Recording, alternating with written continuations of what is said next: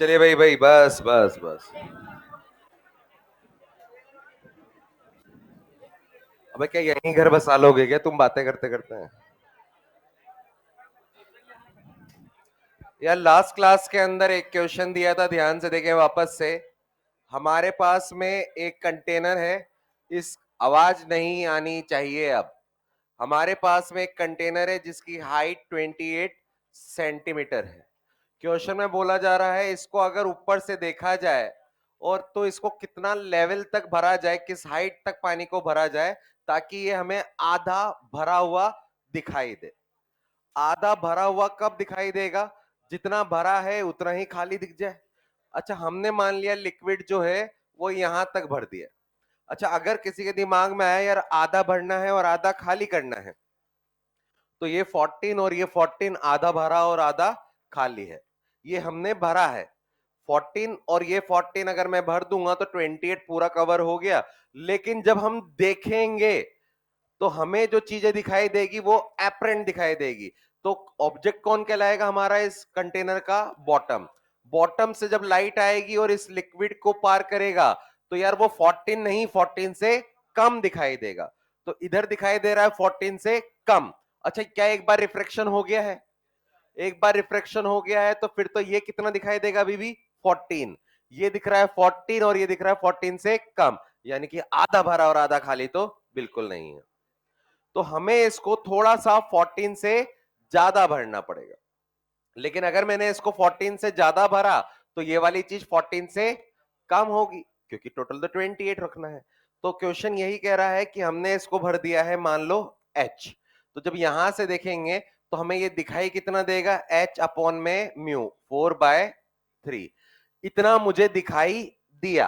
अच्छा, क्या ये वाला पोर्शन तो हमेशा इतना ही रहेगा? क्योंकि एक बार रिफ्रैक्शन पहले ही हो चुका है। अच्छा, ये लेंथ कितनी दिखेगी? 28 माइनस एच। तो यार अगर जितना भरा हुआ दिखाई दिया और हमेशा दिखने वाला खाली वो इतना है, अगर वो बराबर हुआ इसका मतलब जितना भरा है उतना ही खाली है। किसी के दिमाग में आ रहा है सर हम इसको ऐसे क्यों नहीं कर सकते कि ये हमें इतना भरा हुआ दिखाई दिया और इसको पूरे का आधे के बराबर कर दिया, पूरे के आधे के बराबर कर दिया। अच्छा, अगर पूरे के आधे के बराबर कर दिया तो ये आएगा हमारे पास में 14 और h की वैल्यू आ जाएगी हमारे पास में 56/3। ऐसा क्यों नहीं कर रहे हैं? ध्यान से सुने।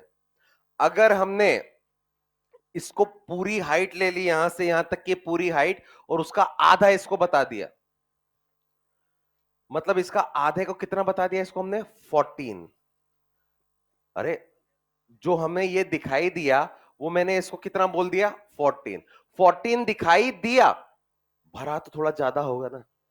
और अगर भरा ज्यादा होगा, मान लो 16 भरा है, तो अगर 16 भरा है या 17 भरा है तो फिर ये कितना होगा? 12।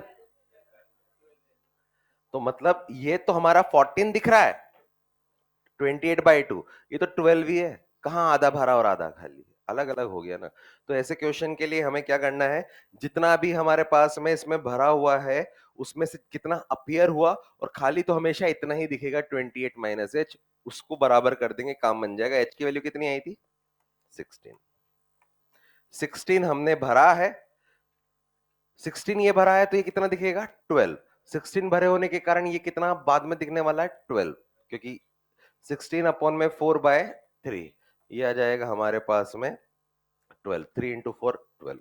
तो इस तरह का क्वेश्चन हमारे पास में, ये हमने लास्ट क्लास में किया था। कुछ क्वेश्चन दिए थे क्या ईएलपी के? ईएलपी 1 में 9th और 10th में कोई डाउट? उसके बाद में 2 में 5 6 8 और 10 में कोई डाउट? 5 6 8 और 10 ईएलपी 2। चलिए भैया आगे बढ़ते हैं।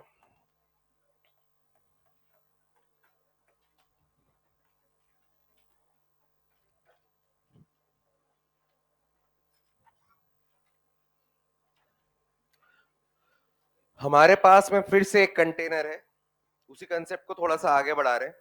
हमारे पास में एक कंटेनर है और इस कंटेनर में हमने एक लिक्विड भर दिया है। इस लिक्विड का रिफ्रैक्टिव इंडेक्स μ1 है और इसकी डेप्थ जो हमने भरी है वो D1 है।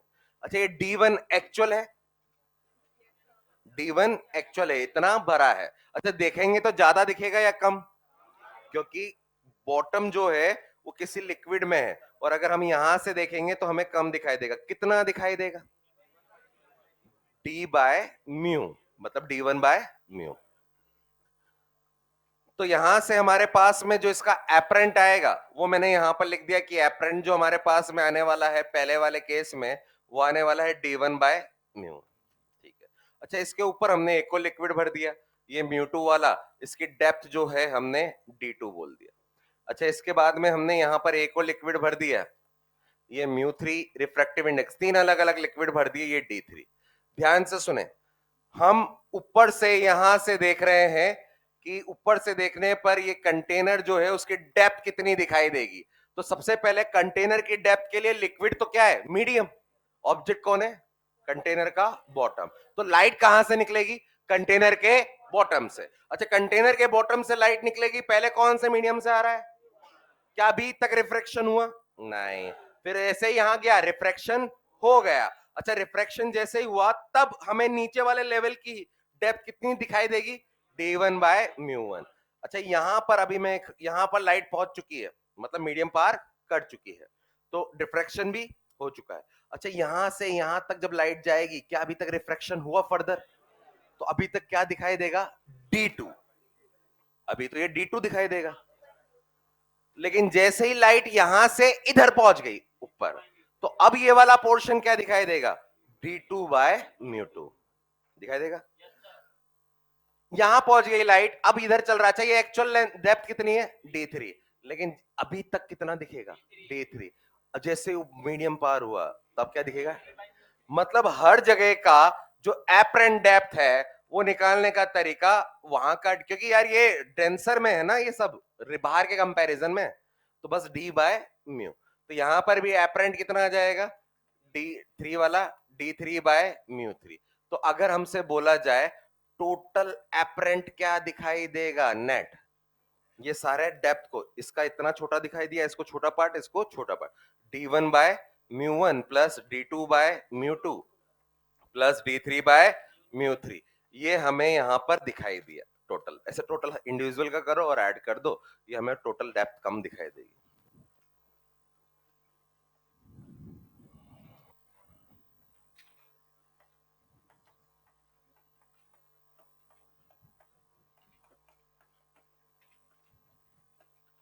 एक बार और ये देखें यार, अब हम चाह रहे हैं,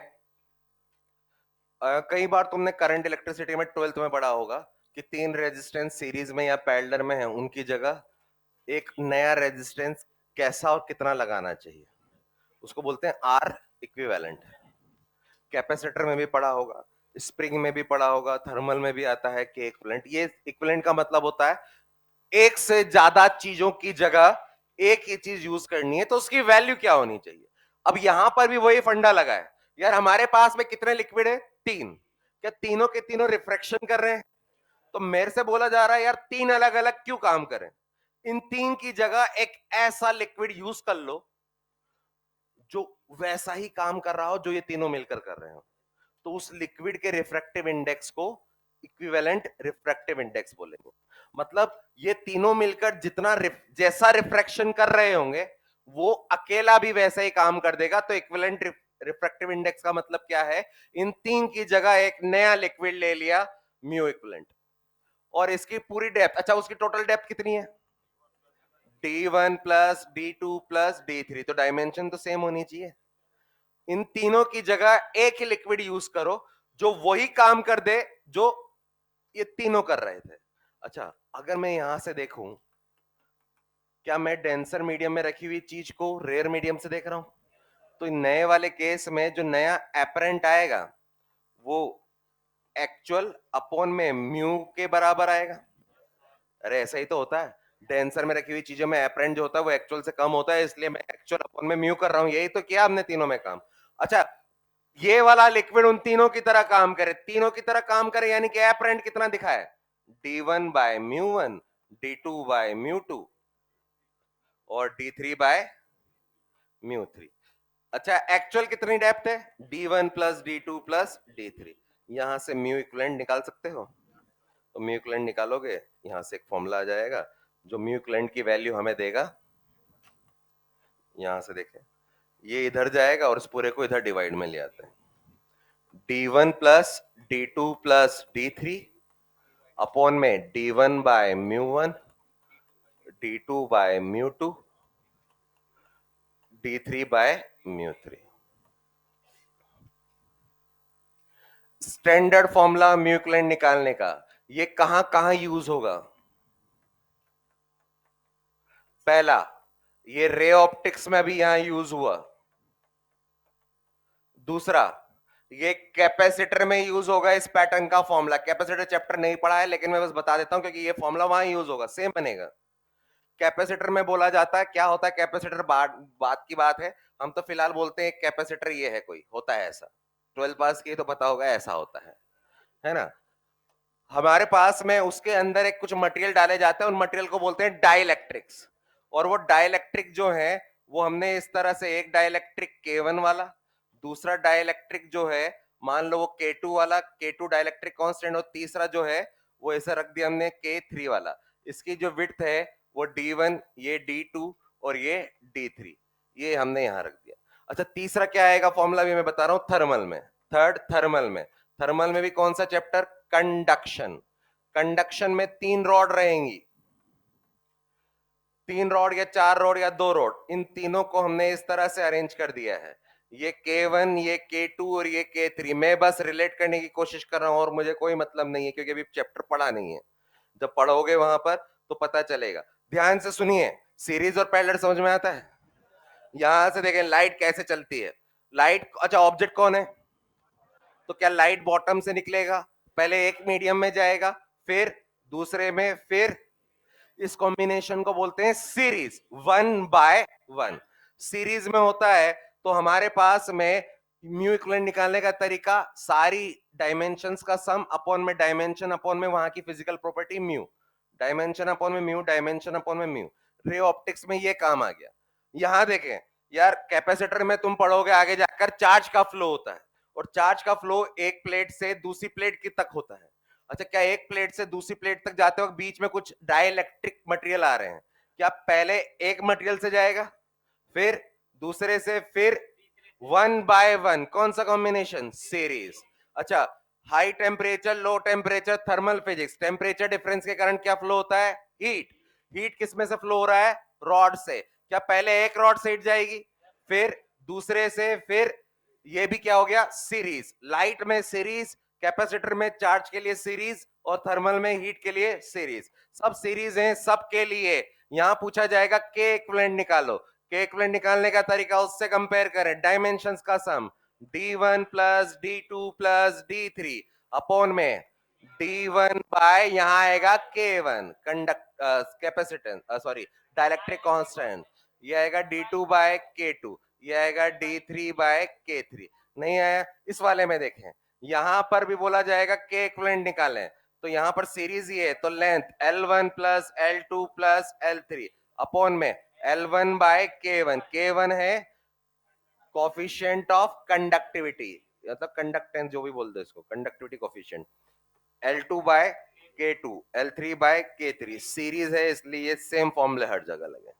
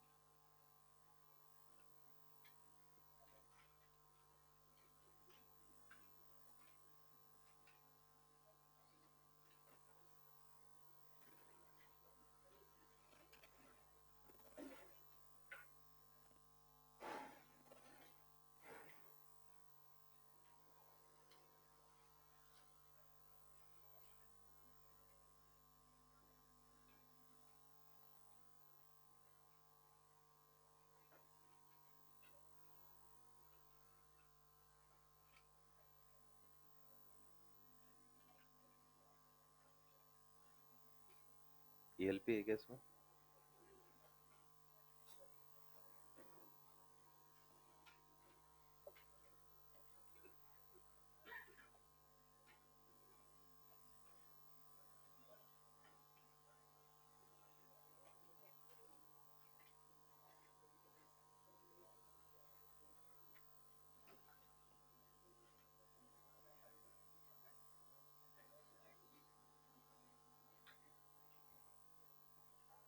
बढ़ा क्या? अबे सजा सजा के लिख रहा है।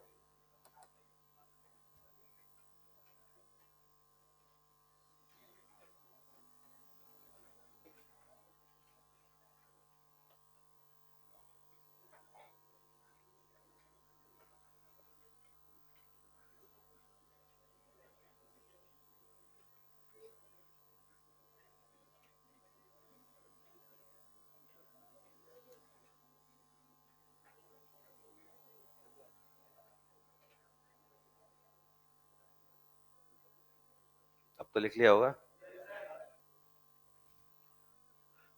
ELP 2 का क्वेश्चन नंबर, मैं बोल रहा हूँ कि इसके साथ में लिख लेना क्वेश्चन नंबर 7 and 14। ये होमवर्क है इस वाले टॉपिक। ELP 2 का क्वेश्चन नंबर 7 and 14।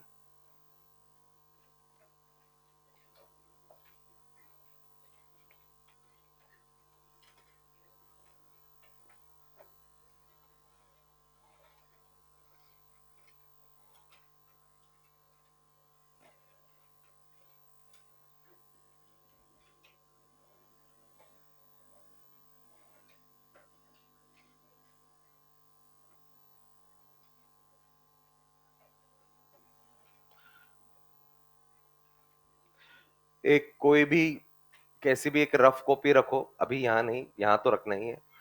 ELP के सॉल्यूशंस के लिए याद रखना, 4 महीने बाद में तुम ये क्वेश्चन जितने अभी कॉन्फिडेंस से कर रहे हो, रिवीजन की कमी हो जाएगी, तो यही क्वेश्चन वापस से नहीं बनेंगे ELP के। अभी जितने अच्छे से बनेंगे उतने ही खराब तरीके से बनेंगे, तो फिर वापस से वही डाउट पूछने आएंगे कि वो। तो अगर हमने एकदम रफली किसी भी ELP के सॉल्यूशन मेंटेन कर लिए, किसी को दिखाने के लिए नहीं, खुद के लिए, खुद के लिए, तो आने वाले टाइम पे तुम्हें जब घर पे वापस से प्रैक्टिस करोगे तो इशू नहीं आएगा कि यार ये तो ये भी नहीं हो रहा, ये भी नहीं हो रहा, ये भी नहीं हो रहा, ये इतने डाउट लेके जाऊंगा, टाइम वेस्ट होगा। तो इससे अच्छा तो दूसरा पढ़ लेता हूँ, तो वो डाउट डाउट ही बना रहेगा। कोशिश करें रफली एक ELP के सॉल्यूशंस मेंटेन करें, क्योंकि अभी तो बहुत आराम से हो जाएंगे, पढ़ रहे हैं अभी तो अच्छे से।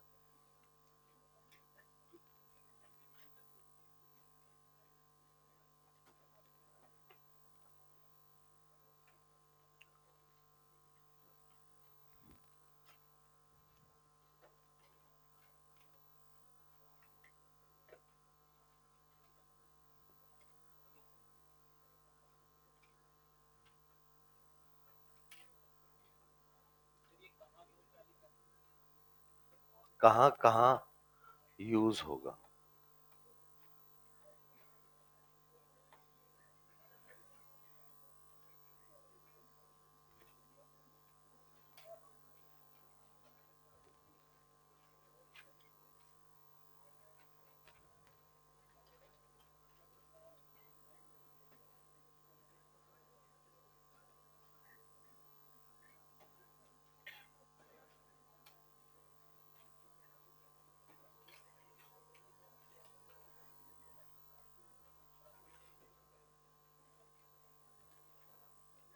लिख लिया?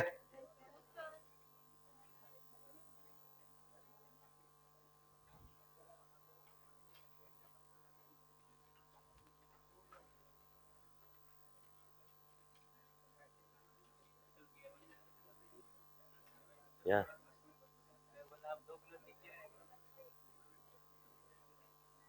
एक दिन मुझे भी पकड़ के ले गए थे वो लोग, सेकंड फ्लोर में, सीरियसली। डीजे सर थे वो, और पकड़ो, चलो चलो चलो चलो।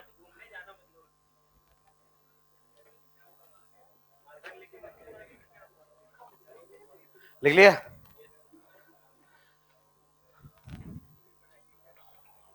Note number 3, if multiple slabs are capped.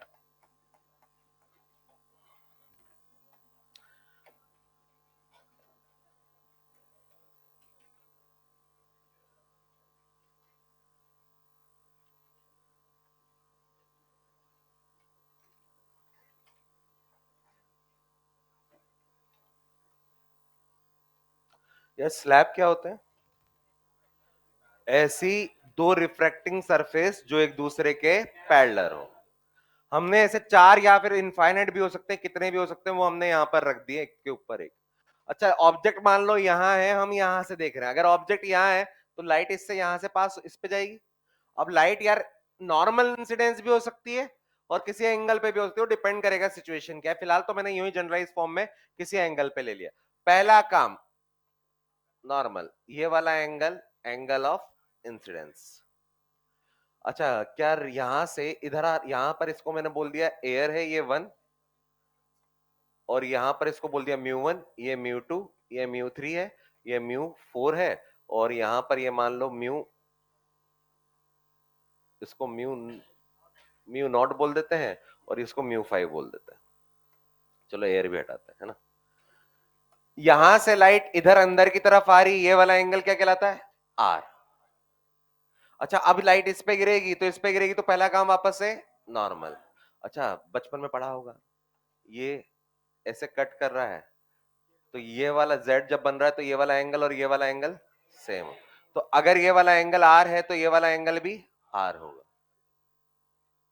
फिर उसके बाद में लाइट वापस से अंदर गई, मान लो ऐसे चली गई, यार मुझे नहीं पता कैसे जाएगी, तो यार इसको मैंने नाम दिया R1 जानबूझ के, क्योंकि इसे बहुत सारे R आएंगे।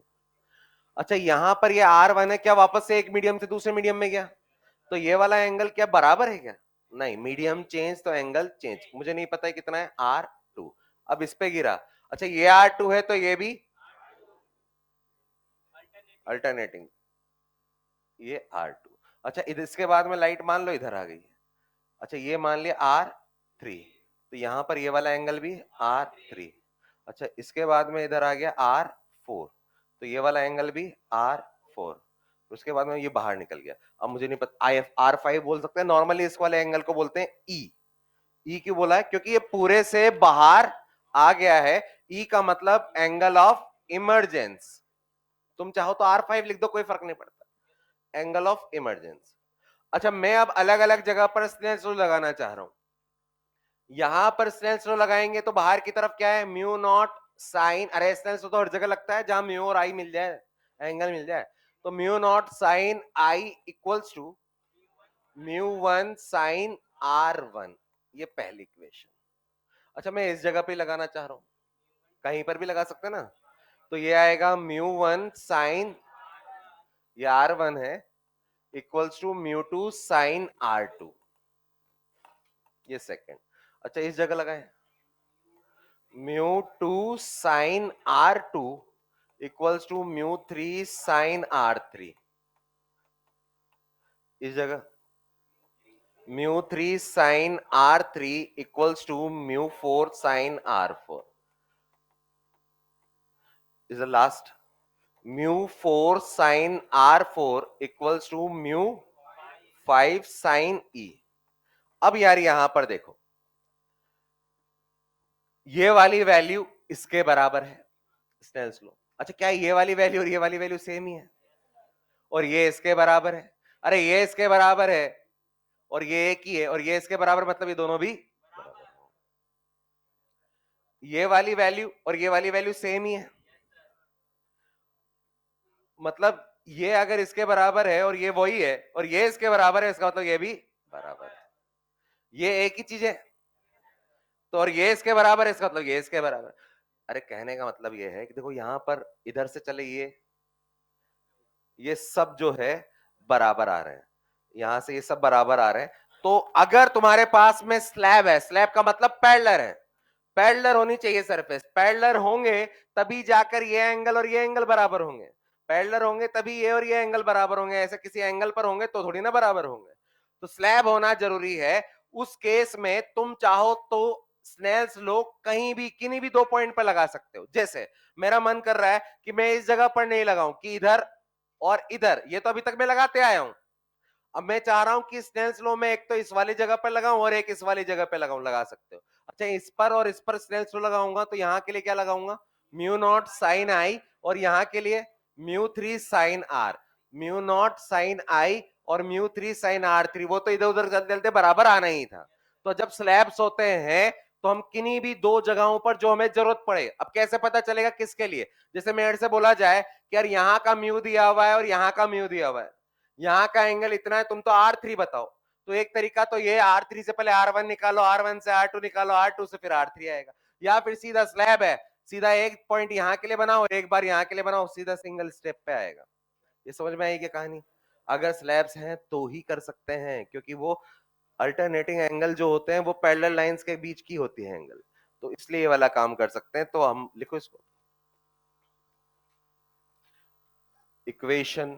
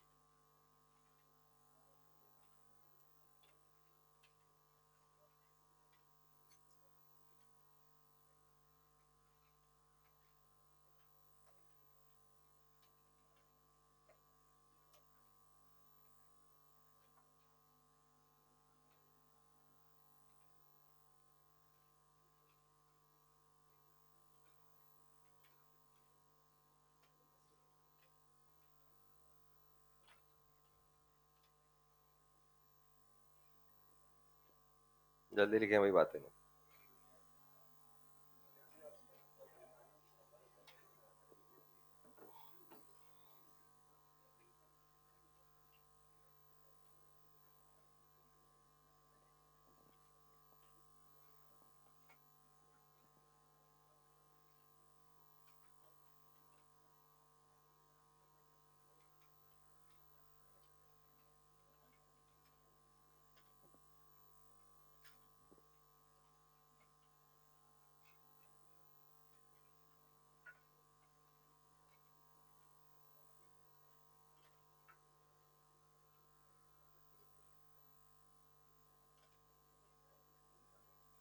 बढ़ा के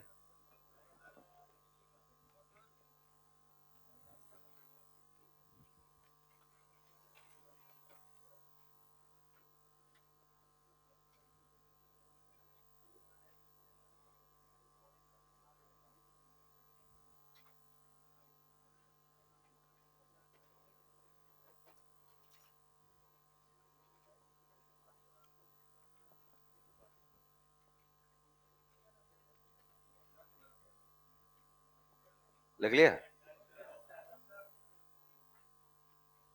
अगर ये समझ में आया, अबे तुम स्लो हो।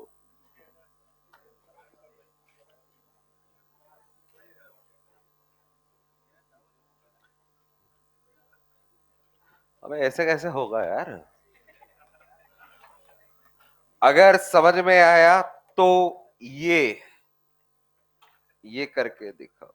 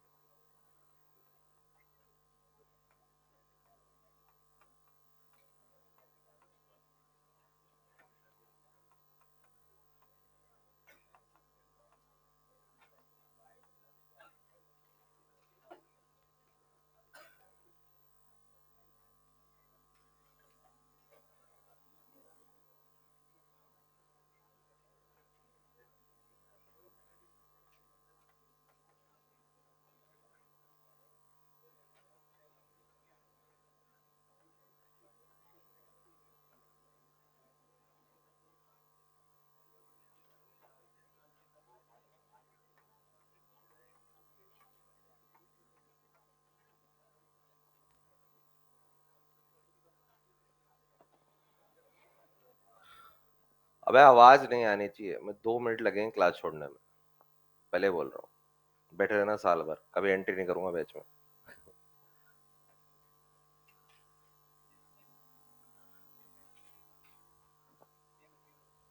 किसका?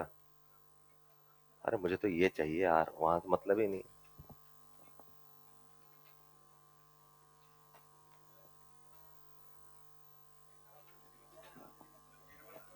ये सब म्यू नॉट है। मुझे यहाँ का एंगल दिया हुआ है और मुझे ये वाला एंगल आर चाहिए। एक तरीका है, यहां से पहले ये निकालो, ये जो आएगा वही ये होगा, फिर यहां से ये निकालो, या फिर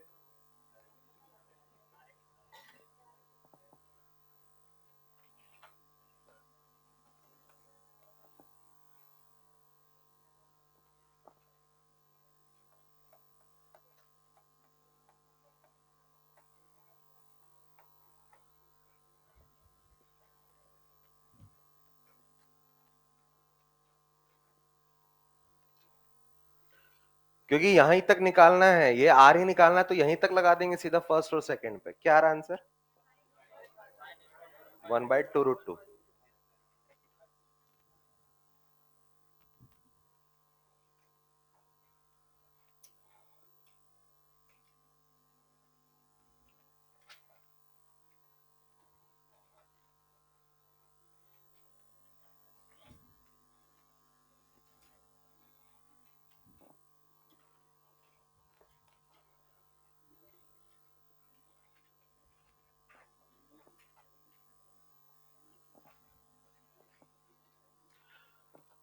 फर्स्ट पर लगाएंगे तो क्या लिखेंगे? म्यू नॉट साइन 45, और जहां पर वैल्यू निकालना वहां क्या आएगा? 2 म्यू नॉट साइन आर।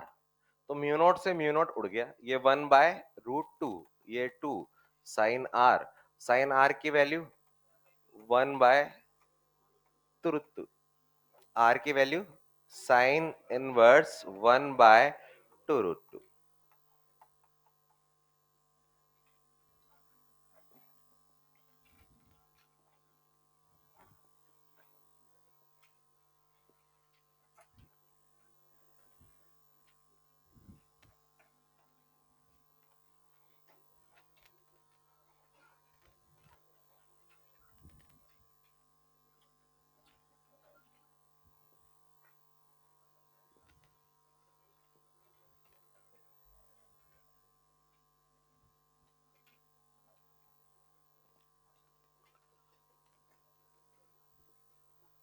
पढ़े? 2 और पॉइंट है, नोट नंबर 4।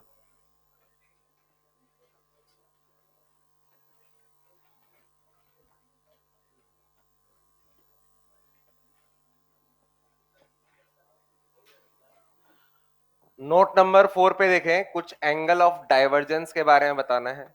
मान लीजिए हमारे पास में फिर से एक स्लैब दिया हुआ है। अच्छा, स्लैब दिया हुआ, क्या मैं यहां, एक मिनट देखना, इस वाली जगह पर लाइट आ रही है कोई, और इस, क्या इन दोनों पर स्नेचो लगा सकता हूं? अरे हम चाहें तो यहाँ और यहाँ भी लगा सकते हैं जो लाइट निकलेगी, क्योंकि स्लैब है ना। अच्छा, यहाँ पर एक ऑब्जेक्ट दिया हुआ है, ये ऑब्जेक्ट हमने यहाँ पर रख दिया, ये ऑब्जेक्ट है। अच्छा, ये ऑब्जेक्ट जो यहाँ रखा हुआ है, क्या ये रियल में बनाई गई ऑब्जेक्ट है? क्योंकि बना दिया ना, इसका मतलब रियल ऑब्जेक्ट है। एक चीज ध्यान रहे, आगे लेंस वगैरह में भी काम आएगा बहुत। अगर कोई ऑब्जेक्ट रियल है तो उससे लाइट बाहर की तरफ फैलती है, डाइवर्ज होती है। रियल ऑब्जेक्ट से लाइट डाइवर्ज होती है, फैलती है। और अगर ऑब्जेक्ट वर्चुअल है तो उस पर लाइट कन्वर्ज होती है। जैसे अगर मेरे से बोला जा रहा है कुछ लाइट ऐसे निकल रही है, क्या ये डाइवर्ज हो रही है? यानी कि यहां पर जरूर रियल ऑब्जेक्ट होगी। अच्छा, हमसे बोला जाए नहीं यार कोई लाइट ऐसे जा रही है, ये लाइट ऐसे जा रही है इस तरह से, तो ये लाइट एक तरह से कन्वर्ज हो रही है, एरो से पता चल रहा है। तो जहां पर ये मिलेगी ना, वहां बनेगी ऑब्जेक्ट, और वो क्या कहलाएगी? वर्चुअल। ये लिखा दूंगा मैं आगे जाकर, लेकिन फिलहाल पता होना चाहिए। अगर मैं यहां हूं तो मुझसे लाइट चारों तरफ जा रही है अभी, मतलब रियल है ना, तो रियल से लाइट डाइवर्ज होती है। और अगर कहीं पर लाइट कन्वर्ज हो रही है, इसका मतलब वो वर्चुअल ऑब्जेक्ट है। ये पहचान है जो आगे बहुत काम में आने वाली है। तो हमारे पास में यहां पर ये ऑब्जेक्ट है और रियल है, तो यहां से लाइट जो है वो बाहर निकली है, इसे चारों तरफ निकलेगी, हमने बस ये बनाया, ये है एंगल थीटा। इस थीटा को बोलते हैं, क्योंकि इतने एंगल पर लाइट निकली, एंगल ऑफ डाइवर्जेंस, ये डाइवर्ज हुआ। अच्छा, जैसे ही लाइट इस पर गिरेगी, पहला काम नॉर्मल, यहां पर पहला काम नॉर्मल। ये वाला एंगल मान लीजिए ये आई है, ये वाला भी फिलहाल मैंने आई ही माना है, तो आई से यहां पर एंगल कितना बनेगा, आर, ये वाला एंगल आर, यहां पर भी आई से ये वाला एंगल आर, फिर वापस से लाइट यहां पर क्या टकराएगा, इधर। अच्छा, ये एंगल आर है तो ये वाला एंगल भी आर, ये आर है तो ये वाला भी आर। ध्यान से सुनिएगा। अच्छा, क्या यहाँ का मीडियम और यहाँ का मीडियम सेम है?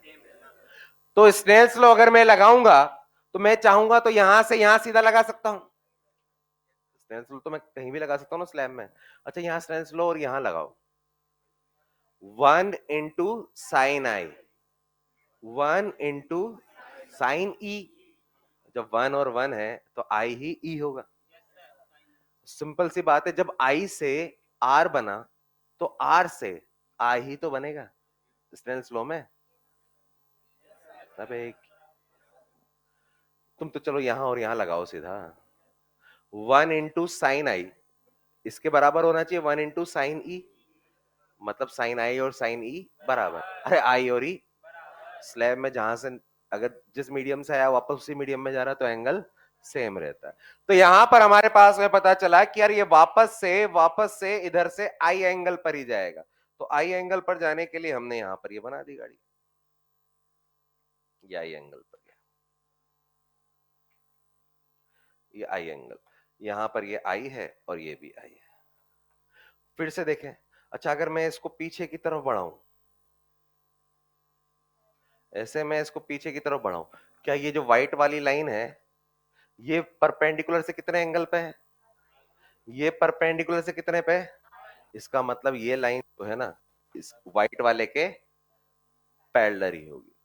वर्टिकल से आई पर आई थी, वर्टिकल से आई पे जा रही है, इसका मतलब दोनों सेम एंगल पर है, और सेम एंगल पर तो पैरेलल लाइंस ही होती है, यानी कि पैरेलल है। और अगर ये पैरेलल है तो यहां पर भी एंगल ऑफ डाइवर्जेंस वही रहेगा। तो अगर लाइट किसी स्लैब से पास होती है और जिस मीडियम से आ रही है वापस से उसी मीडियम में बाहर निकल गई, तो उसका जो एंगल ऑफ डाइवर्जेंस पहले था वही एंगल रहता है, हाँ बस थोड़ा सा वाइडर हो जाएगा, लेकिन एंगल तो वही रहेगा पैरेलल लाइंस में। अच्छा, मैंने तो ये लाइन और बना दी, चलो देखो ये लाइन है, एक लाइन ये बना दी, ये इसके पैरेलल, दोनों ये ग्रीन के पैरेलल दिख रही है, ये वाला एंगल भी थीटा ही रहेगा। पैरेलल लाइंस जो होती है उनके बीच का एंगल तो हमेशा सेम ही रहता है ना, दो पैरेलल, तो एंगल ये वाला एंगल भी सेम ही रहेगा, तो यहां पर हमने लिख दिया एंगल रिमेन सेम। लिखो,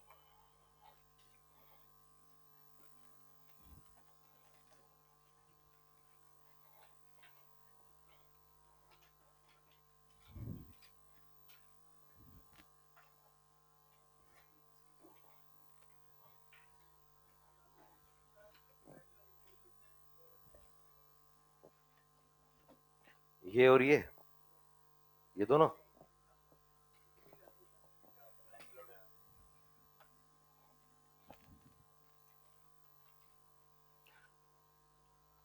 यार, ये दो लाइन ऐसे है ना, दो लाइन मैंने माना दिया, इस लाइन को मैंने थोड़ा सा आगे और बढ़ा दिया, देखो वही लाइन है आगे बढ़ा दी, इस लाइन को मैंने थोड़ा सा और आगे बढ़ा दिया, देखो यहाँ का गैप और यहाँ का गैप तो बढ़ गया ना। लेकिन अगर मैं इसको पीछे की तरफ खींचूं, इसको अगर मैं पीछे की तरफ ले जाऊं, तो ये जो एंगल है ये वह एंगल सेम ही तो है, सेम चीज है। तो अगर मेरे पास में ये लाइट है, क्योंकि ये वर्टिकल से आई पर है और ये भी देखो वर्टिकल से आई पर है, यानी कि ये एक दूसरे के पैरेलल होगी, ये जैसी लाइट है ये वाली भी उसके पैरेलल होगी, तो इन दोनों के, इस दोनों व्हाइट के बीच में जो एंगल होगा इन दोनों ग्रीन के बीच में वही एंगल होगा।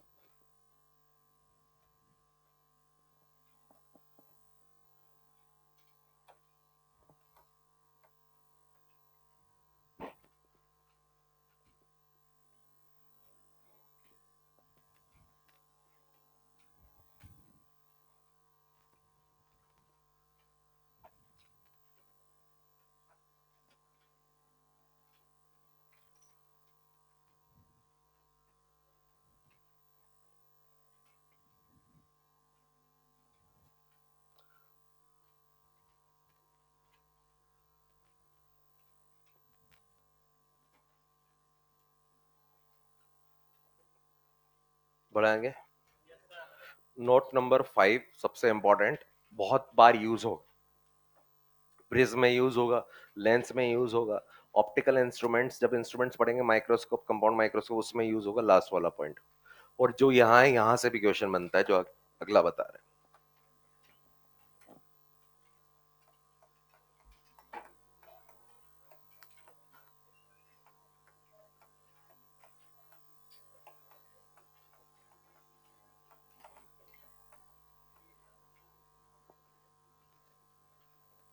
साइंटिस्ट है कॉची, उन्होंने एक रिलेशन दिया था, कॉचीज रिलेशन, क्या चीज है देखते हैं।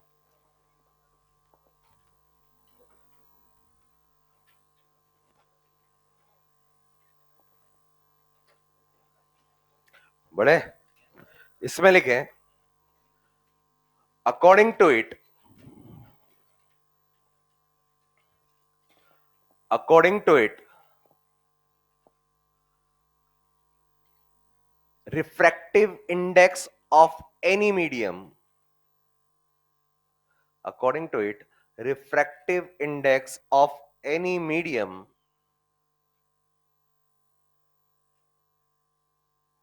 depends on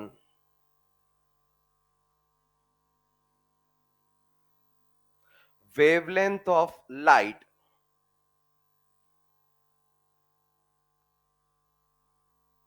passing through it.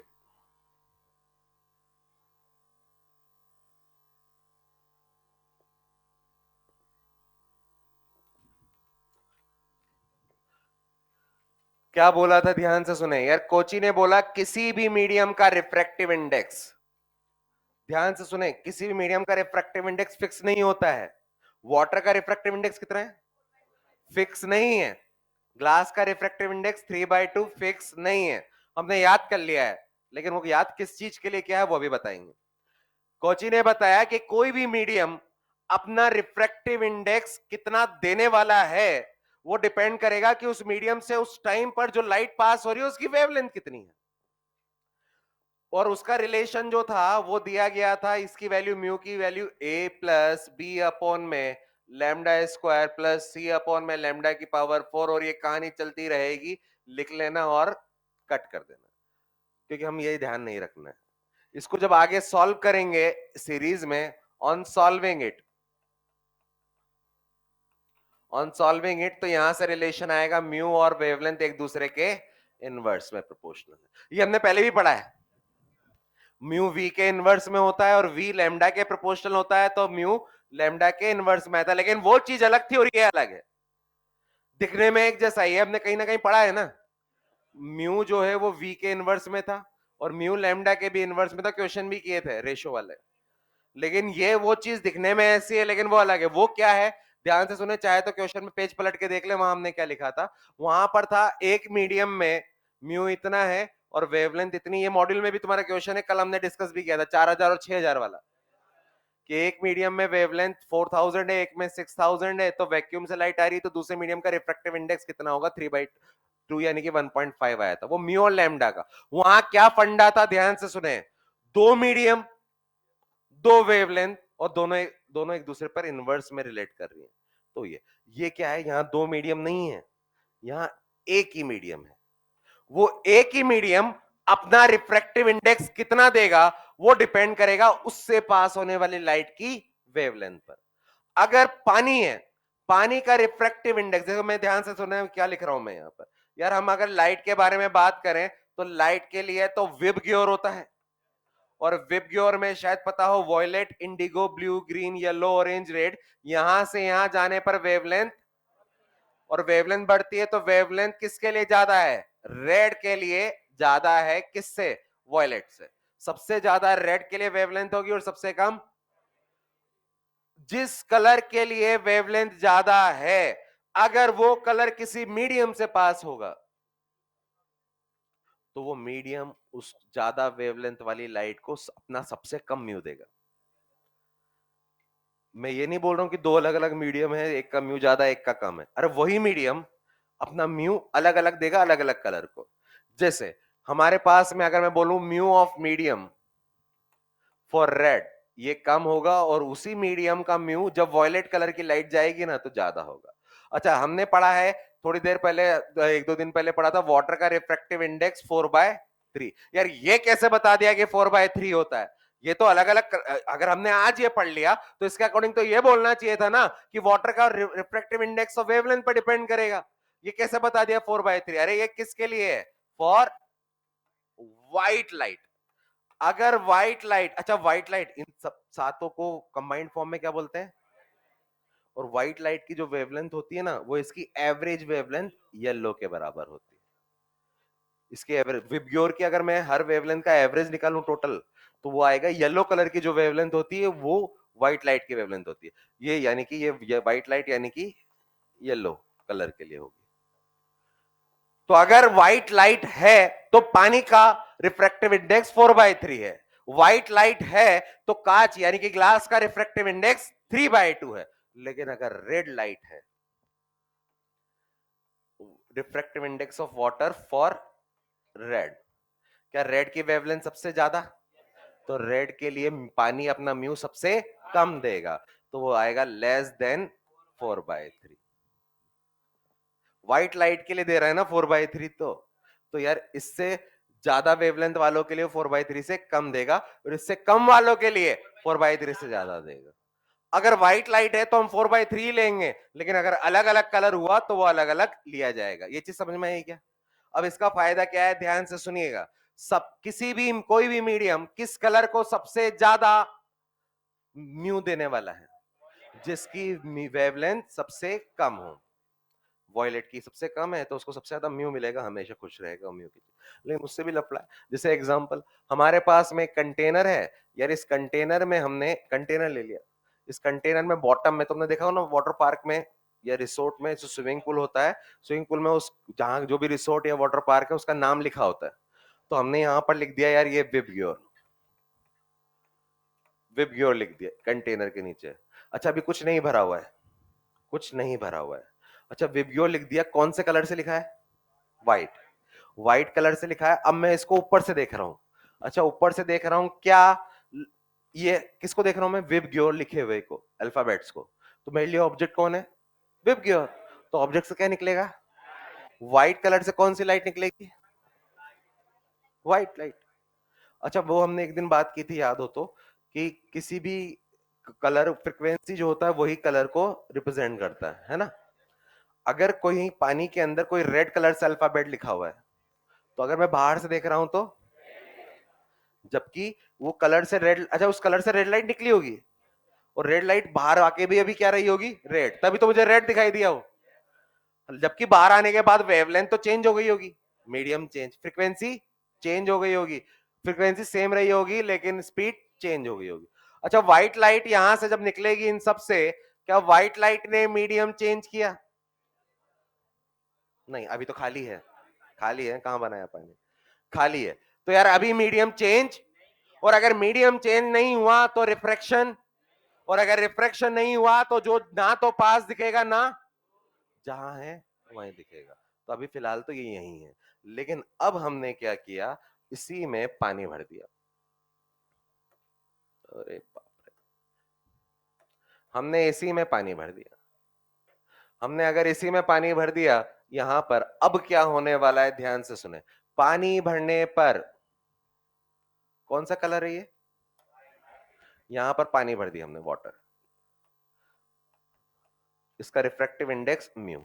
अच्छा सबके कलर कौन से हैं? और व्हाइट कलर के लिए ये पानी सबको एक जैसा ही रिफ्रैक्टिव इंडेक्स देगा, कितना? 4/3।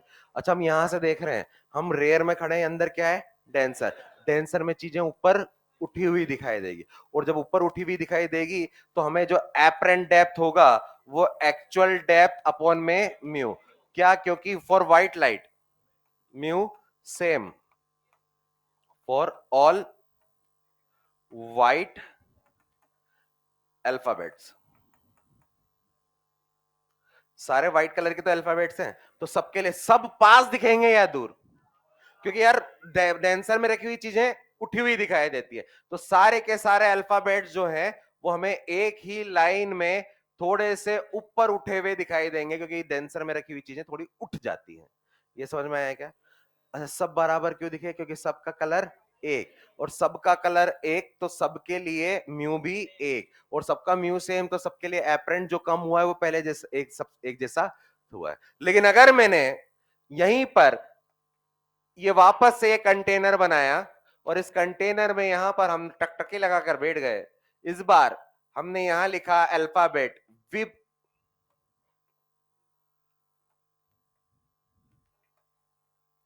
ये अलग अलग रंग से लिख दिया, तो यहां से कौन सा कलर निकलेगा? रेड। यहां से कौन सा कलर की वेवलेंथ निकलेगी? ऑरेंज। यहां से कौन से कलर की? वॉयलेट।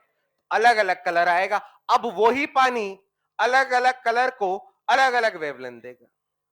सबसे कम वेवलेंथ वॉयलेट, सबसे ज्यादा म्यू वॉयलेट, सबसे ज्यादा म्यू वॉयलेट का, ये सबसे ज्यादा डिवाइड होने वाला। अरे वापस से सुने, वॉयलेट की वेवलेंथ सबसे कम, वॉयलेट की वेवलेंथ सबसे कम तो वॉयलेट के लिए म्यू सबसे ज्यादा, और वॉयलेट के लिए म्यू सबसे ज्यादा तो वॉयलेट के लिए एपरेंट डेप्थ। डेप्थ कहां से देखते हैं? सरफेस से। तो अगर हमने यहां पर अब फिर से पानी भर दिया, अब हमने यहां पर फिर से पानी भर दिया, तो अब क्या होगा देखते हैं। यहां पर हमने भर दिया वाटर, तो वाटर भरने पर क्या होने वाला है? सबको अलग अलग म्यू मिलेगा। सबसे कम डेप्थ किसकी है? वॉयलेट सबसे पास, क्योंकि लैम्डा मिनिमम फॉर वॉयलेट, तो mu maximum for violet, violet के लिए मैक्सिमम, क्योंकि हम जानते हैं, बच्चा बच्चा जानने लगा है, D apparent equals to D actual upon में म्यू। अब म्यू जिसके लिए मैक्सिमम होगा तो apparent depth minimum for violet के लिए सबसे कम डेप्थ रहेगी, और डेप्थ हमेशा सरफेस है। वॉयलेट यहां, इंडिगो थोड़ा नीचे, ब्लू थोड़ा सा नीचे, और यहां पर आएगा हमारे पास में ग्रीन, येलो, ऑरेंज और रेड। क्या यहां से यहां पर D apparent maximum for red?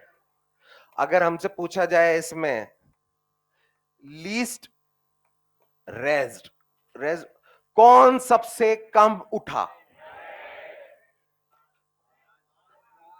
Red. तो एक तरह से ध्यान रखते हैं, विबग्योर जो है, विबग्योर में से सीढ़ियां बनती है, वॉयलेट, इंडिगो। अच्छा, अगर व्हाइट कलर होता तो सब बराबर ही उठते हैं, क्योंकि सब एक ही कलर है, सबका म्यू सेम, सबके एपरेंट सेम, लेकिन अलग अलग कलर में अलग अलग। सबसे कम, ध्यान से सुन लें, प्रिज्म में आएगा, फिर से कॉची रिलेशन हर बार आएगा, प्रिज्म में आएगा, लेंस में आएगा, कॉम्बिनेशंस में आएगा। मैं हर बार एक लाइन बोलूंगा, लाल कलर जहां था उसके आसपास ही रहना चाहेगा हमेशा, हर बार आएगा। प्रिज्म में भी आएगा ये वाला भाई, प्रिज्म में भी, वो जहां रहना चाहता है ना उसके सबसे पास रहेगा, वॉयलेट सबसे दूर भागेगा। रेड कलर सबसे पास आएगा, उसके पीछे लोची रिलेशन है, लेंस में भी रिपीट करूंगा, प्रिज्म में भी रिपीट करूंगा ये लाइन। लाल कलर जहां, ये टिक करने वाला सीधा, ये लाइन कहीं भी लगा सकते हो। रेड कलर जो है जहां रहना चाहता था वहां पर सब उसके सबसे पास रहता है। अरे कहां था रेड? यहां, तो उसके सबसे पास, सबसे कम उठा, सबसे ज्यादा डेप्थ, सबसे कम डेप्थ, ये लिखना है हमें।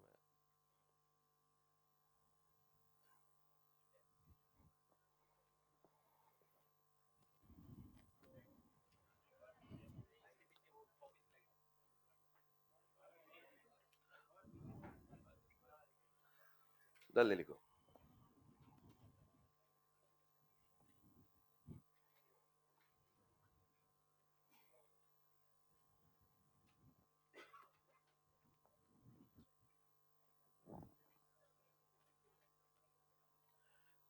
58 पर ऐसे वॉलेंटियर 58 पर आते स्लाइड आगे बढ़ा देना, तेरा 500 रुपए मैं दूंगा। हाँ, अगर लगा फाइन तो।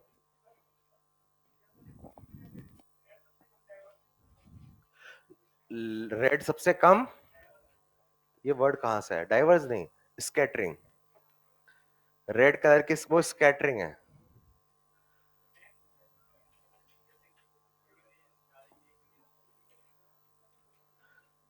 हाँ, रेड जो है, नहीं, रेड सबसे कम बैंड होता है, सबसे कम।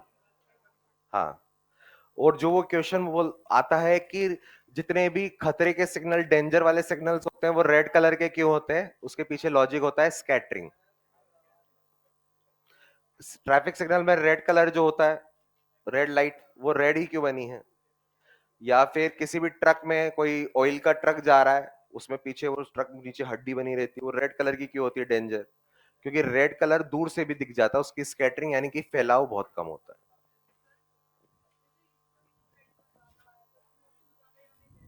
म्यू रेड का सबसे कम आया है। रेड की वेवलेंथ ज्यादा, तो रेड के लिए म्यू कम। यही हो गया टाइम।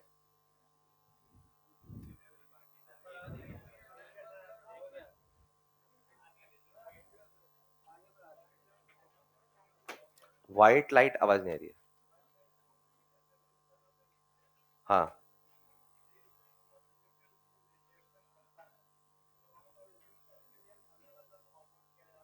हाँ,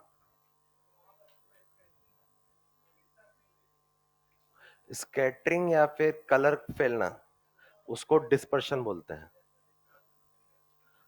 अगर लाइट को, व्हाइट लाइट को, बाकी लोग लिखे, अगर व्हाइट लाइट को किसी रिफ्रैक्टिंग मीडियम में डाल दिया जाए ना, तो वो अलग अलग कलर में जाएगा, फिक्स है, जानते हैं। तुम कई बार तुमने, अच्छा, ये वाला जो ग्लास है वो इतने अच्छे से डिस्पर्शन का मतलब पता है क्या होता है? लाइट, व्हाइट लाइट को 7 कलर में बांट दो, ये कहलाता है डिस्पर्शन। स्कैटरिंग अलग है। स्कैटरिंग है किसी भी एक सिंगल कलर को कितना फैलाव हो रहा है, किसी भी सिंगल कलर का फैलाव, जितना फैलाव मतलब फैलना उसका, वो जितना ज्यादा होगा वो कलर हमें उतना कम दिखेगा, क्योंकि तो एटमॉस्फेयर में फैल गया ना, तो दिखेगा नहीं। डिस्पर्शन का मतलब है व्हाइट लाइट को 7 अलग अलग कलर में डिवाइड कर देना। ये जो चश्मा जिसका लगा हुआ है, इस क्लास में बहुत सारों के लगे हुए हैं, उसमें व्हाइट लाइट जब डालेंगे तो ये भी एक रिफ्रैक्टिंग मीडियम है, यानी कि लाइट यहां पर भी जाएगी, और इसका जो म्यू है वो सबके लिए, व्हाइट लाइट के सातों पार्ट के लिए अलग अलग होगा। लेकिन फिर भी हमें आंखों में 7 कलर नहीं दिखते, हमारे अंदर वो है कॉन्स एंड रोड्स, है ना, हमारा कलर। लेकिन अब तुम इसको ऐसा करो, इसको हटाओ, इस पे बारिश में एक पानी की बूंद डालो ऊपर, और तुम इसको देने लग जाओ, अब हमारे पास में वो पानी की बूंद जो है ना, उसमें तुम्हें कलर दिखने लगेगा, कलर दिखने लगेगा। वो रिफ्रैक्टिंग मीडियम है पहले से, इस वाले के लिए हमारी आंखें हैबिचुअल है, लेकिन वो पानी की बूंद लगाकर अगर देखें तो नहीं दिखता।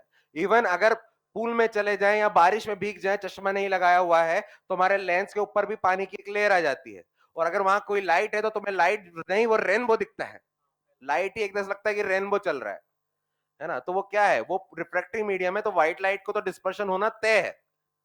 प्रिज्म अच्छे से कर लेता है, हमारा ये चश्मा अच्छे से नहीं कर पाता, पानी की लेयर आ जाए तो कर लेता है।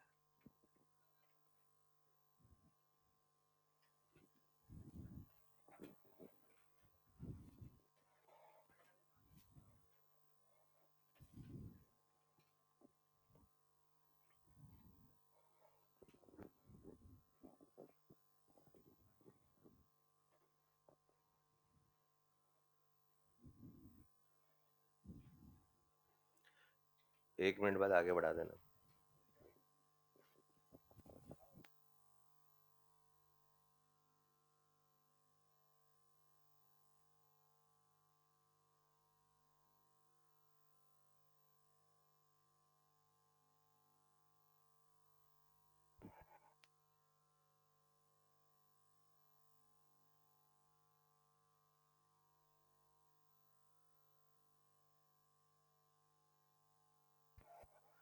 अरे भाई, कहाँ कहाँ कहाँ, क्लास खत्म नहीं हुई है, कहाँ?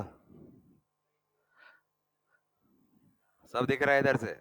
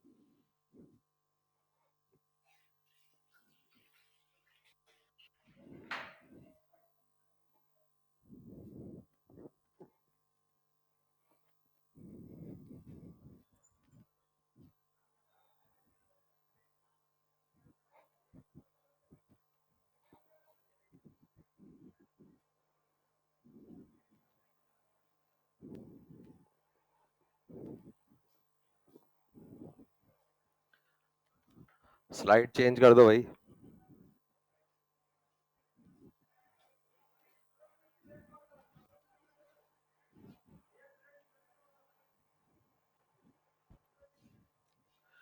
ये तुम्हारे बैच के?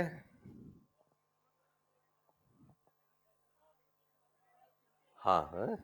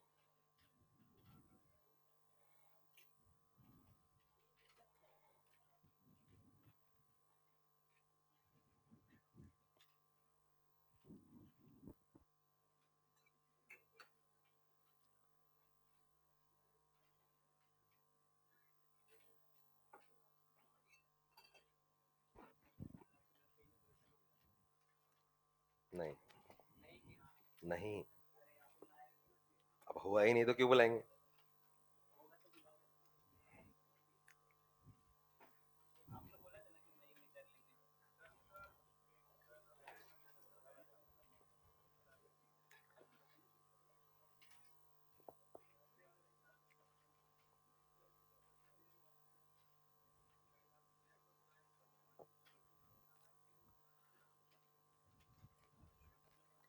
देख लिया? हेडिंग डालें।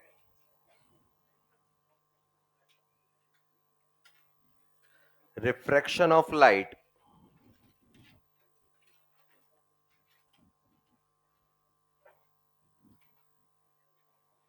Refraction of light through slab,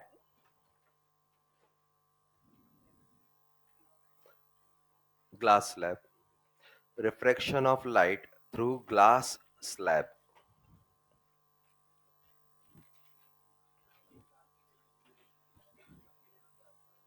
जहां था उसी के आसपास रहना चाहता है, सबसे पास, इसलिए सबसे कम उठा, लीस्ट रेज्ड। Glass slab. चले भाई, हमारे पास में एक स्लैब ये बोल दिया है, इस स्लैब का रिफ्रैक्टिव इंडेक्स हमने म्यू बोला है, ये स्लैब का रिफ्रैक्टिव इंडेक्स है। बाहर सराउंडिंग है, तो सराउंडिंग का रिफ्रैक्टिव इंडेक्स हम कुछ भी ले सकते हैं, हमने यहां पर ये लिख दिया है। मान लीजिए ये एयर है, तो एयर के लिए कितना आ जाएगा? 1। यहां पर रखा हुआ है एक ऑब्जेक्ट ओ, जो इस स्लैब से x डिस्टेंस पर है, और ये यहाँ इसकी विड्थ जो है वो t है। हम यहां से टकटकी लगाए बैठे हैं। ग्लास का स्लैब देखा है? ये ग्लास का स्लैब नहीं है, ये लेंस है। स्लैब के लिए दोनों सरफेस पैरेलल होनी चाहिए, ये थोड़ी सी कर्व्ड होती है, कर्व्ड होती है। कांच जो है, ट्रांसपेरेंट कांच जो है खिड़की का, उसको अगर हल्का सा तोड़ दे, मतलब मत नहीं तोड़ो, अगर उसमें हम आर पार देख लेते हैं, तो वो क्वेश्चन है कि अगर मेरे पास में कांच का एक स्लैब है जिसकी दोनों सरफेस पैरेलल है, उससे अगर मैं नोटिस बोर्ड का जो BOARD देखूं तो मुझे कहां दिखाई देगा, ये वो टॉपिक कि ये जो लिखा हुआ है सामने, अगर बीच में मैंने स्लैब रख दिया तो मुझे पास दिखाई देगा, दूर दिखाई देगा, या जहां है वहीं दिखाई देगा? हाँ, वहीं दिखाई देगा, पास दिखाई देगा इस रूम में, लेकिन ये हो सकता है कभी दूर भी दिखाई दे अगर स्लैब कुछ अलग हो तो। क्या चीज है, ध्यान से सुने, एक बार मैं थोड़ा सा डेरिवेशन वाला पार्ट कर रहा हूं, थोड़ा सा ये डेरिवेशन तो क्या है हमने पहले पढ़ लिया है, वही चीज हम यूज कर रहे हैं जो पढ़ लिया। सबसे पहली बात तो ये वाली सरफेस हमने फर्स्ट बोल दिया और ये वाली सरफेस हमने सेकंड बोल दिया। हम सबसे पहले इफ सीन फ्रॉम सरफेस 1, एक फर्स्ट सरफेस से देखा जाए तो मान लीजिए जैसे ये यहां पर है, हम यहाँ पर बैठ गए कि यार यहाँ से देखें यार, मतलब ऐसी है, ऐसी कुछ हमने दिया हुआ है कि आप बैठ सकते हो अंदर स्लैब के अंदर, हम बैठ गए। अच्छा मान लो ये यहाँ ना होकर यहाँ होता तो ऑब्जेक्ट से क्या निकलती? लाइट। ऑब्जेक्ट से लाइट निकलती, क्या यहां तक क्या मीडियम चेंज हुआ? तो जितनी डिस्टेंस है एक्स उतने पे ही दिखाई देता। अच्छा ये रेयर है और ये, अगर मैं यहां पर बैठा हूं तो यहां से जो लाइट आएगी वो इस ऑब्जर्वर को कहां से आते हुए दिखाई दे रही है? रेयर से। और रेयर से आती हुई चीजें पास दिखती हैं, दूर दूर दूर दिखती है, तो क्या करना पड़ता है? इनटू। तो सबसे पहला काम तो एक कर लें, क्या बोल रहा हूं मैं, सबसे पहले तो mu of denser with respect to rare निकाल लें, है ना। म्यू ऑफ डेंसर, अच्छा क्या आएगा ये? Mu of slab with respect to mu of surrounding, ये आएगा। तो मैंने तो इसको मान लिया म्यू ही मान लिया, लेट म्यू, ये म्यू मान लिया। ये म्यू क्या है? स्लैब का सराउंडिंग के हिसाब से। जब हम यहां से देख रहे हैं तो यार लाइट जो है वो कहां से? लाइट रेयर से। और अगर रेयर से लाइट आ रही है तो हमें कहां दिखाई देगी? वो दूर। तो उसकी एपरेंट डिस्टेंस जो होगी वो एक्चुअल डिस्टेंस इनटू म्यू आएगा। अच्छा एक्चुअल कितना है? एक्स म्यू, ये हमें दिखाई दिया इतना। मतलब अगर हम यहां से देखेंगे तो ये एक्स पर नहीं, एक्स इंटू म्यू, यानी कि दूर दिखाई देगा, क्योंकि यार ये कहां है? रेयर में। ये चीज क्लियर है क्या? क्या हो रहा है ध्यान से सुने। यार यहां से लाइट आई, अभी तक कितना डिस्टेंस? एक्स, और एक्स ही दिखेगा। जैसे अंदर गया मीडियम हो गया चेंज, मीडियम हो गया चेंज, और ये लाइट कहां से आती हुई दिख रही है? रेयर से। और रेयर से आ रही है तो ज्यादा दूर, यानी कि एक्स में म्यू से मल्टीप्लाई कर दिया। क्या एक बार रिफ्रैक्शन हो चुका है? कितनी डिस्टेंस दिखी अभी तक? Mu into x. क्या अब आगे और रिफ्रैक्शन हुआ अभी तक? तो आगे रिफ्रैक्शन नहीं हुआ, तो जितना है उतना ही, कितना चला आगे? और टी। तो अब तो यहां अगर मैं यहां से देखूं तो मुझे कितनी डिस्टेंस दिखाई देगी? म्यू एक्स प्लस टी, ये मुझे उसकी डिस्टेंस दिखाई दी। लेकिन जैसे ही लाइट यहां से होते हुए इधर, इधर से होते हुए यहां आएगी, तो अब देखें, क्या अब अगर मैं बात करूं कि अगर हम इसको सेकंड वाले से देखें, if seen from surface to, तो लाइट कहां से, जब मैं यहां पर खड़ा हुआ हूं तो मुझे लाइट कहां से आते हुए दिख रही है? स्लैब से। स्लैब क्या है? डेंसर। तो मुझे कहां से दिख रहा है? डेंसर से। तो मुझे ये दिखाई देने लगा डेंसर से, और डेंसर से यानी कि कहां दिखेगा? पास। अच्छा एक्चुअल डिस्टेंस कितनी होगी लाइट को? म्यू एक्स तो प्लस टी, ये एक्चुअल दिखाना कि वहां से म्यू एक्स आया। अच्छा यहां अगर मैं यहां तक की बात करूं, ये है ना जब तक रिफ्लेक्शन, तो यहां तक तो मुझे कितना दिखा? Mu x plus T. लेकिन यहां पर अब दिखेगा कम। अब एपरेंट जो आएगा वो आएगा एक्चुअल अपॉन में म्यू। तो ये आ जाएगा mu x plus T upon में म्यू, कितना आ जाएगा? X plus T by mu. ये मुझे एपरेंट दिखाई दिया। अब इस एपरेंट के कारण देखो ध्यान से सुने क्या है। अच्छा ओ मतलब ऑब्जेक्ट, आई मतलब इमेज। पहले वाले के कारण इमेज कहां बना? दूर। दूर बना, दूर बना ना, म्यू एक्स आ गया, दूर बना। इस वाले के कारण अब यहां पर ध्यान से सुने, एक्स प्लस टी था, एक्स प्लस, ये देखो ना, एक्स और ये, सॉरी एक्स और ये टी। लेकिन ये कितना आया?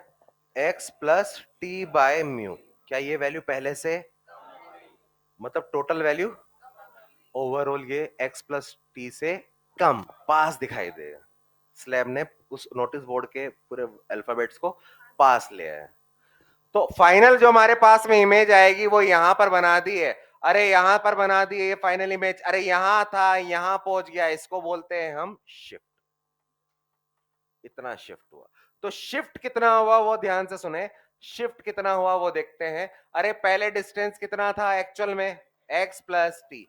फाइनल कहां दिखा? X plus T by mu. क्या एक्स एक्स कैंसिल हो जाएगा? ये आ रहा है T minus T by mu. तो यहां पर शिफ्ट जो आया, टी कॉमन लिया, 1 - 1 अपॉन में म्यू। अरे ये म्यू क्या है? डेंसर, यानी कि स्लैब का सराउंडिंग के हिसाब से म्यू। ये कितनी सरफेस पर काम किया हमने? 2। दो सरफेस के लिए काम किया। अगर एक सरफेस होती तो मैं तो या तो म्यू से मल्टीप्लाई करता या डिवाइड कर रहा था। एक बार किया मल्टीप्लाई, एक बार किया डिवाइड। सिंगल सरफेस में पास और दूर का फंडा। लेकिन अगर दो सरफेस हैं तो हम चाहें तो दो सरफेस के लिए डायरेक्ट ये लगा सकते हैं कि दोनों का काम, इसमें दोनों के ही काम आ गए। जैसे मैं एक एग्जांपल ले रहा हूं। अच्छा एक चीज और, अगर ये वाली वैल्यू पॉजिटिव आई, इसका मतलब क्या? It means shift object will shift to image in direction of light. Light जिस डायरेक्शन में चल रही है उस डायरेक्शन में वो शिफ्ट होके दिख जाएगा। जैसे यार क्या इस ऑब्जेक्ट से लाइट, इस यहां से देख रहे हैं ना हम, तो ऑब्जेक्ट से लाइट इधर आएगी। तो अगर ये प्लस आया ना, मान लो प्लस में 1 आया, तो मतलब ये 1 सेंटीमीटर खिसक गया, तो मतलब यहां से ये 1 सेंटीमीटर खिसक कर यहां पहुंच गया। अगर ये नेगेटिव आया, अगर ये नेगेटिव आया, it means object will shift to image, मतलब इमेज बनेगा in opposite direction of light.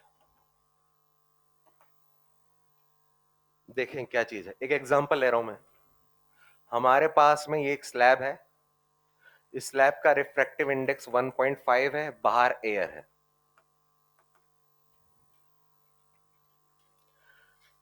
इसकी विड्थ जो है वो 6 सेंटीमीटर है।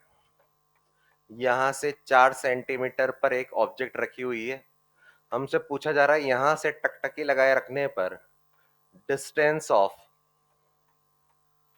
Object appeared. ध्यान से सुने क्या चीज बोल रहा हूं मैं, नहीं सुनेंगे तो कुछ मजा नहीं आएगा इसमें। सबसे पहले यार इसको देखना है, तो ये क्या बन गया हमारा? लाइट आई, एक रिफ्रैक्शन, दो रिफ्रैक्शन। जब दो रिफ्रैक्शन स्लैब से होते हैं तो हम चाहें तो सीधा ये लगा सकते हैं। तो सीधा अगर मैं ये लगाऊंगा, क्या था भाई? शिफ्ट, शिफ्ट क्या है? टी 1 माइनस 1 अपॉन में mu of slab with respect to surrounding. अच्छा, mu of slab with respect to surrounding कितना है? 1.5 अपॉन में 1, कितना? 3/2। तो यहां पर ये वैल्यू टी कितना है भाई? स्लैब की थिकनेस 6, ये 1 माइनस 3/2, तो ये कितना आएगा? 6, 1/3 कितना आ गया? ये 2 सेंटीमीटर क्या आया? शिफ्ट। अब शिफ्ट प्लस आया या माइनस? अरे भाई साहब ये आया प्लस, यानी कि इन डायरेक्शन ऑफ लाइट की डायरेक्शन में ऑब्जेक्ट शिफ्ट होगा, और शिफ्ट होकर वहां क्या दिखेगा? इमेज। यानी कि लाइट तो इधर निकलेगी ना, इसमें इस वाले ऑब्जर्वर के लिए लाइट इधर निकलेगी, तो इधर कितना शिफ्ट होगा? 2। तो 2 सेंटीमीटर शिफ्ट हुआ और यहां पर बन जाएगी इमेज। तो डिस्टेंस कितनी दिखी? 8। तो हमारे पास में डिस्टेंस जो आएगी वो आ जाएगी 8। एक तरीका तो ये डिस्टेंस आएगा 10 माइनस 2, ये आ जाएगा 8 सेंटीमीटर। पूछा जाए शिफ्ट कितना हुआ। दूसरा तरीका मैं देख रहा हूं, वो यूज नहीं करना है, लेकिन फिर भी यार पता होना चाहिए कि यार हमने पढ़ा है ना वो टॉपिक। अच्छा सबसे पहली बात, ये कितनी डिस्टेंस पर है? मैं एक एक सरफेस करके देख रहा हूं। बहुत सबसे मजेदार चीज तो यही है कि हाँ भाई फिजिक्स सीखी है, ये तो फॉर्मूला है, फिजिक्स तो अब सीख रहे हैं। ध्यान से सुने यार, हर सरफेस यहां पर अभी तक कितनी डिस्टेंस, कितनी डिस्टेंस दिखेगी? यहां पहुंच गए 4 से कम या ज्यादा, क्योंकि रेयर में है ना, ये रेयर में है ना, रेयर से लाइट आ रही है, तो रेयर में तो दूर दिखता है, तो 4 से ज्यादा। कहा कितना दिखेगा? म्यू इंटू 4, कितना? 6। मतलब मैं अगर यहां से देखूंगा तो मुझे वो 4 पर नहीं 6 पे दिखेगा। अब रिफ्लेक्शन हो चुका है, कितना और चलेगा अभी? 6। रिफ्रैक्शन आगे अभी तक नहीं हुआ है, तो यहां से दिख रहा है, यहां तक दिख रहा है 6, ये कितना दिख रहा है? 6। टोटल अभी तक कितने पे दिख रहा है? 12। 12 पर दिख रहा है। और जब मैं यहां खड़ा हुआ तो मुझे वो लाइट कहां से आते हुए दिख रही है? डेंसर, डेंसर से दिख रही है, और मुझे दिख रही है अरे 12 से आ रही है, लेकिन दिखाई देगी डेंसर में पास। 12 अपॉन में 1.5 कितना आया? 8। ये सीधा आ गया 8। 1/1 करो या दोनों के लिए एक साथ कर दो, बात तो वही आनी। है ना, समझ में आया क्या? तो वहां यहाँ पर डायरेक्ट डिस्टेंस आ जाती है, उसमें पहले शिफ्ट आएगा, फिर उसमें माइनस करने के बाद में डिस्टेंस आएगा। समझ में आई कहानी? लिखिए।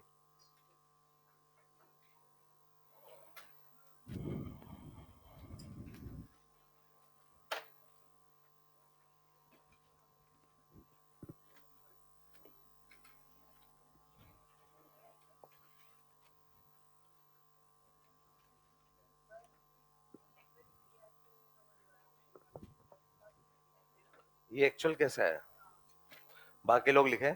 जब मैं यहां पर खड़ा हुआ था इस साइड में, तो मुझे डिस्टेंस कितनी दिखी? x। तो एक्चुअल कितनी है? x। लेकिन जैसे मैं यहां खड़ा हूंगा तो मुझे तो वो एपरेंट दिखाई देगा, तो कितना दिख जाएगा वो? Mu into x. मैं यहां खड़ा हुआ हूं, अब मुझे लाइट कितने पे दिख रही है? म्यू इंटू एक्स पर। यहां से लाइट में और कितना ऐड होगा? t। तो यहां तक हम मुझे यहां तक खड़ा हुआ हूं तो मुझे क्या दिखेगा? लाइट म्यू एक्स और प्लस t से आ रहा है। लेकिन जैसे मैं यहां बाहर आया तो मुझे क्या दिखेगा? लाइट कौन से मीडियम से आ रही है? डेंसर। तो डेंसर में आ रही है, तो एक्चुअल क्या आ गया? म्यू एक्स प्लस टी, पूरा म्यू एक्स प्लस टी। और एपरेंट के लिए म्यू से डिवाइड करेंगे क्योंकि डेंसर से आ रही है लाइट।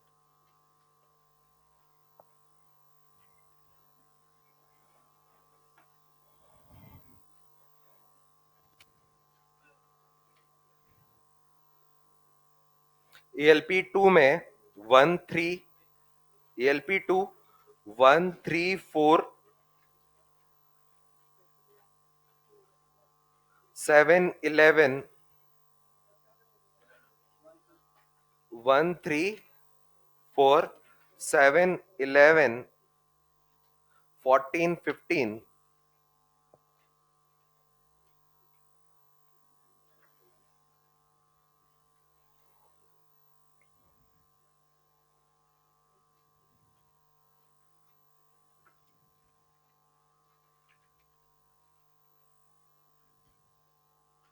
ये क्वेश्चन करना।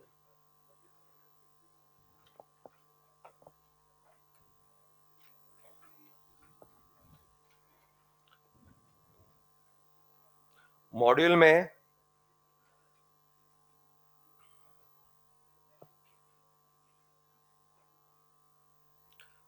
25 से कुछ क्वेश्चन दिए थे, तुम 25 से 33 तक कर सकते हो, जो दिए हुए थे वो भी मिक्स होगा इसमें। 25 से 33, फिर उसके बाद में 35 36 37।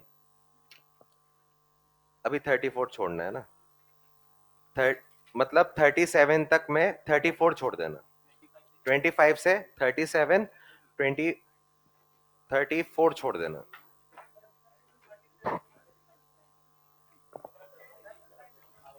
अभी एक्सरसाइज बनी करना। क्या बोल रहे हो? यहां से x है, यहां से देखने पर x इंटू म्यू आएगा। मतलब यहां तक जब मैं देख रहा हूं तो मुझे डिस्टेंस मुझे दिख कितने पे रहा है? Mu into x. यहां पर देखने पर मुझे क्या लगेगा? Mu into x plus T. वही तो आएगा, ऐड तो होगा ही ना। फिर यहां पर देखने पे लगेगा mu x plus T upon में म्यू, क्योंकि डेंसर है। लिख लिया?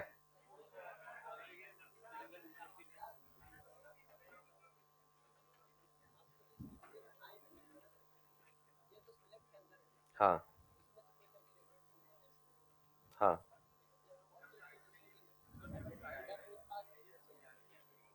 लेकिन लाइट तो रेयर से आ रही है ना, रेयर से तो दूर दिखता है ना। हाँ, लिख लिया? मैं आगे बढ़ रहा हूँ। अरे इतना धीरे धीरे चलो।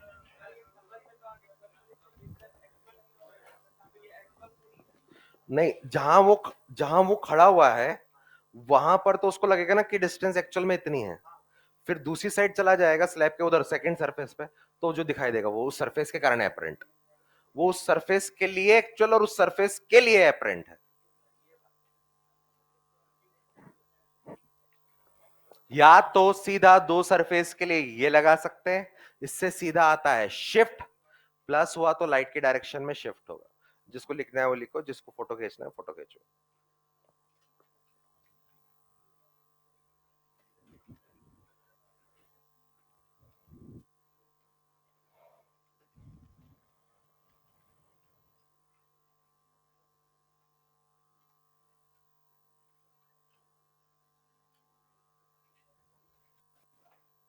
अभी इस पे और क्वेश्चन करने हैं, बहुत अच्छे अच्छे क्वेश्चन बचे हुए हैं इस पे।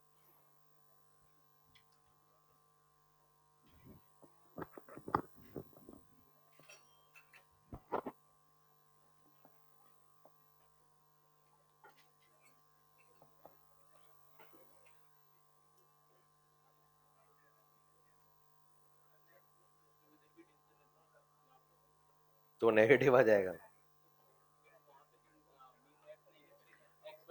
तो ये वाली वैल्यू अगर वो डेंसर हुआ ना ज्यादा तो ये नेगेटिव आ जाएगा, और ये नेगेटिव आएगा तो ये नेगेटिव, ये मतलब एक से छोटा ये नेगेटिव।